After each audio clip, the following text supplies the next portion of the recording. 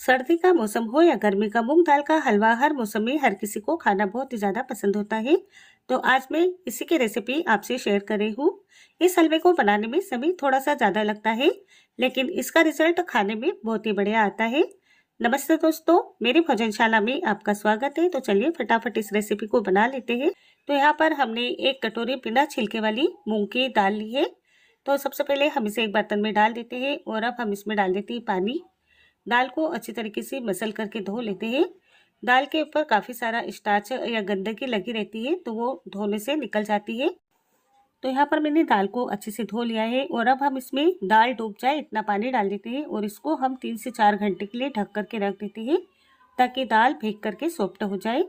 और ये लीजिए, हमारे यहाँ पर 3 से 4 घंटे हो चुके हैं और अब आप देख सकते हैं दाल यहाँ पर इस तरीके से हम दबा करके देख रहे हैं तो दाल अच्छे से टूट रही है। तो यानी कि ये दाल हमारी बिल्कुल अच्छे से गल चुकी है। तो अब हम इसका सारा पानी निकाल देते हैं। तो यहाँ पर मैंने दाल का सारा पानी निकाल दिया है। अब हम एक मिक्सी का जार ले लेते हैं और इस दाल को हम इसमें डाल देते हैं। इस दाल का हमें दरदरा सा पेस्ट बना करके तैयार करना है। तो हम इस दाल को बिना पानी डाले ही दरदरा पीस करके तैयार कर लेते हैं। और लीजिए, मैंने यहाँ पर दाल को इस तरीके से दरदरा पीस करके तैयार किया है। ये देखिए, इसमें थोड़ा थोड़ा सा दाना नजर आ रहा है। तो इस तरीके से दाल को हमें पीस करके तैयार करना है। तो चलिए अब हम हलवा बनाना शुरू करते हैं। यहाँ पर हमने गैस पर एक कढ़ाई रख दी है। हमने यहाँ पर 1 कटोरी मूंग की दाल ली थी, इसके लिए हमने यहाँ पर 1 कटोरी ही घी लिया है। तो अभी हम कढ़ाई में 2 से 3 चम्मच घी डाल देते हैं और घी हमारा यहाँ पर जब गर्म हो जाए तो इसमें 8 से 10 बादाम, 8 से 10 काजू और 8 से 10 पिस्ते डाल देते हैं। गैस की आंच को धीमा रखते हुए इसे हम लगातार चलाते हुए रोस्ट कर लेते हैं। फ्रेंड्स, यदि हम इस तरीके से हलवे में ड्राई फ्रूट्स डालते हैं तो हलवे का टेस्ट बहुत ही ज़्यादा बढ़ जाता है। और यदि आप ड्राई फ्रूट्स डालना नहीं चाहते तो आप इसे स्किप कर सकते हैं। तो ये लीजिए, 1 से 2 मिनट में ही हमारे यहाँ पर ड्राई फ्रूट्स अच्छे से रोस्ट हो गए। सभी को हम निकाल लेते हैं और अब हम कढ़ाई में आधा घी डाल देते हैं और आधा हम घी बचा लेते हैं। घी हमारा यहाँ पर जब गर्म हो जाए तो इसमें हम 3 चम्मच गेहूं का आटा डालेंगे।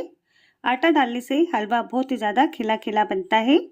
तो यहाँ पर मैंने दरदरा आटा डाला है और यदि आपके पास दरदरा पिसा हुआ आटा नहीं है तो आप नॉर्मल आटा भी ले सकते हैं या फिर इसकी जगह सूजी का इस्तेमाल भी कर सकते हैं। तो यहाँ पर हम इसे लगातार चलाते हुए हल्का सा सुनहरी होने तक भूनेंगे। गैस की आंच को हमें धीमा ही रखना है। और लीजिए, हमारे यहाँ पर आटा भून करके तैयार हो गया है।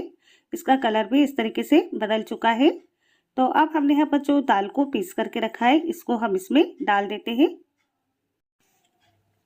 और अब हमें गैस की आंच को बिल्कुल धीमा रखना है। धीमी आंच पे दाल को इस तरीके से चलाते हुए अच्छे से घी में मिक्स करना है। शुरू में आपको थोड़ी सी दिक्कत आएगी दाल को चलाने में, लेकिन जैसे ही दाल सिकने लगेगी ये बिल्कुल खिले खिले सी हो जाएगी। तो टोटल दाल को सिकने में 25 से 30 मिनट का समय लगता है। तो यहाँ पर दाल को सेकते हुए मुझे 10 मिनट हो चुके हैं और ये देखिए, दाल यहाँ पर थोड़ी सी खिली खिली सी दिखाई दे रही है। तो बस इसे हमें इसी तरीके से लगातार चलाते हुए सेकते रहना है। सबसे ज़्यादा खास बात इसमें यही होती है कि दाल की भुनाई अच्छे से होगी तो हलवा भी खाने में बहुत ही ज़्यादा टेस्टी लगेगा। तो यहाँ पर दाल को सेकते हुए मुझे 15 से 20 मिनट हो चुके हैं और दाल की क्वांटिटी भी यहाँ पर कम दिखाई दे रही है। दाल जब सिकने लगती है तो वापस से ये अपनी क्वांटिटी में आ जाती है। तो अब हम इस समय पर इसमें डाल देते हैं थोड़ा सा घी और 2 चम्मच के करीब मैंने यहाँ पर घी बचा लिया है, इसे हम बाद में इस्तेमाल करेंगे। अब हम दाल को वापस से धीमी आंच में लगातार चलाते हुए फिर से इसी तरीके से सेकना है। इसे हमें तब तक के सेकना है तब तक कि इसका कलर गोल्डन ब्राउन कलर का नहीं आ जाता है। तो ये देखिए, दाल को सेकते हुए मुझे यहाँ पर 25 से 30 मिनट हो चुके हैं और दाल का यहाँ पर बहुत ही प्यारा सा कलर दिखाई दे रहा है, यानी कि दाल हमारी पूरी तरीके से सिक चुकी है। तो अब हम इसमें डाल देते हैं 1 कटोरी मलाई। यहाँ पर मैंने ताजे दूध की 1 कटोरी मलाई ली है। आप इसमें 1 से 2 दिन पुरानी मलाई का इस्तेमाल कर सकते हैं। ज़्यादा पुरानी मलाई का इस्तेमाल इसमें हमें नहीं करना है।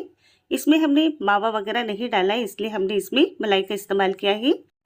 और यदि आप इसमें मावा डालते हैं तो आपको इसमें मलाई डालने की ज़रूरत नहीं है। और अब हमने इसमें 3 कटोरी दूध डाल दिया है और दूध डाल करके हम इसे अच्छे से मिक्स कर लेते हैं। तो हम हलवे को जैसे जैसे मिक्स करेंगे हलवा गाढ़ा होने लग जाएगा। और ये देखिए, यहाँ पर ये हलवा थोड़ा सा गाढ़ा होता नजर आ रहा है। तो अब हम इस समय पर इसमें चीनी डाल देते हैं। मैं यहाँ पर इसमें 1.5 कटोरी चीनी डाल रही हूँ। आप अपने हिसाब से कम या ज़्यादा रख सकते हैं।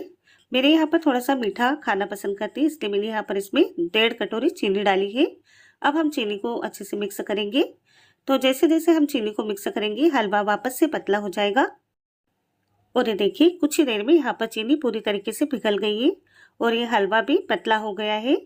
तो बस इसे हमें इसी तरीके से चलाते रहना है और हलवे को गाढ़ा होने तक पकाना है। यहाँ पर मैंने 15 से 20 धागे केसर के गर्म दूध में भिगो करके रखे थे, इसको हम इसमें डाल देते हैं और अब हम इसे यहाँ पर अच्छे से मिक्स कर लेते हैं। तो केसर डालना इसमें पूरी तरीके से ऑप्शनल है, अगर आपके पास हो तो डालें और नहीं है तो आप इसे स्किप कर सकते हैं। बिना केसर से भी ये हलवा बनाया जा सकता है।